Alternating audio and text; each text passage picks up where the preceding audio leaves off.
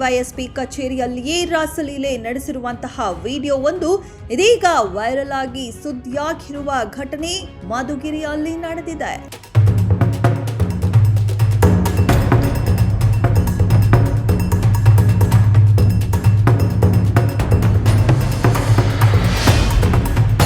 ಜಮೀನು ವ್ಯಾಜ್ಯದ ಸಂಬಂಧ ಪಾವಗಡದ ಮಹಿಳೆಯೊಬ್ಬರು ದೂರು ದಾಖಲು ಮಧುಗಿರಿಯಲ್ಲಿರುವ ಡಿವೈಎಸ್ಪಿ ಕಚೇರಿಗೆ ತೆರಳಿದಾಗ ಮಹಿಳೆಯನ್ನ ಪುಸಲಾಯಿಸಿದ ಡಿವೈಎಸ್ಪಿ ರಾಮಚಂದ್ರಪ್ಪ ಮಹಿಳೆಯನ್ನ ಶೌಚಾಲಯಕ್ಕೆ ಕರೆದುಕೊಂಡು ಹೋಗಿ ಲೈಂಗಿಕ ಚಟುವಟಿಕೆಯಲ್ಲಿ ತೊಡಗಿಕೊಂಡಿದ್ದು ಇದೀಗ ಈ ವಿಡಿಯೋ ಇಡೀ ರಾಜ್ಯಾದ್ಯಂತ ವೈರಲ್ ಆಗಿದ್ದು ಪೊಲೀಸ್ ಇಲಾಖೆಯನ್ನ ತಲೆ ತಗ್ಗಿಸುವಂತೆ ಮಾಡಿದೆ. ಗೃಹ ಸಚಿವರ ತವರು ಜಿಲ್ಲೆ ಹಾಗೂ ಸಹಕಾರ ಸಚಿವರ ಕ್ಷೇತ್ರದಲ್ಲೇ ಘಟನೆ ನಡೆದಿರುವುದು ನಿಜಕ್ಕೂ ನಾಚಿಕೆಗೇಡಿನ ಸಂಗತಿಯಾಗಿದೆ.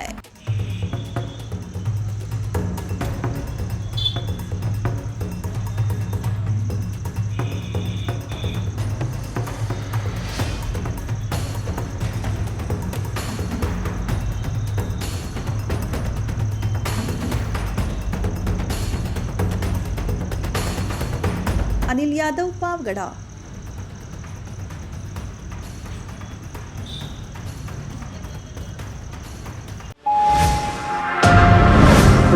Media network